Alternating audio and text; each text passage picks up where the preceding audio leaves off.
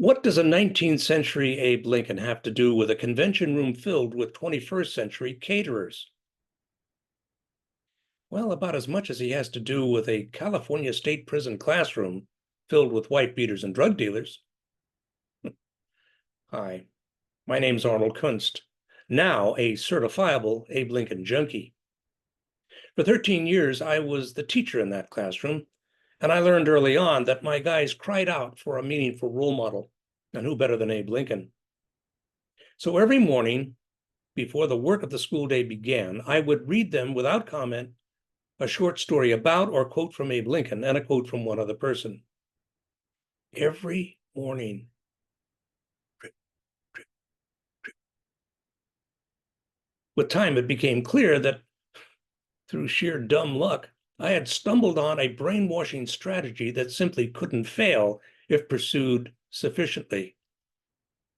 It's the same spaced repetition strategy your third grade teacher used to teach you your times tables. You now know that 7 times 8 is 56. It's in your DNA. So, did Lincoln make it into my guy's DNA? Well, I can only tell you what I observed. You be the judge. But with time, my guys listened more patiently. They were able to assess and even assimilate ideas that were relatively foreign to them. And in a world where the following sentence teeters on everybody's lips, you disrespect me, I'll disrespect you. With enough time, my guys even came to laugh at themselves. Who knew? Of course, caterers are not necessarily looking for role models. No, their challenges are far different. You're called on to put together a really talented crew who are going to be happy to work for you rather than jump ship and start out on their own. You have to have that crew provide abundant quality in a dazzling context for a client who's going to, at the end, pay you lots of money. You sometimes have to ride herd on outsiders who are going to put your food on your client's distant table, etc. I contend that those challenges mesh happily with Abe Lincoln's servant leadership strategies. For example, quote, if you would win a man to your side, first convince him that you are his sincere friend, unquote. And by sincere, Lincoln meant he wasn't going to pull a fast one.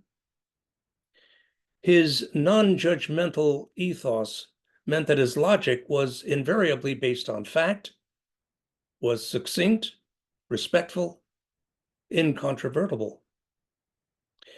He was the ultimate leader of this team of rivals.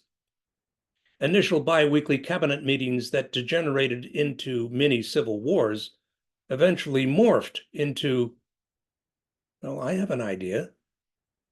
And the success of that impacted that other civil war whose outcome you already know.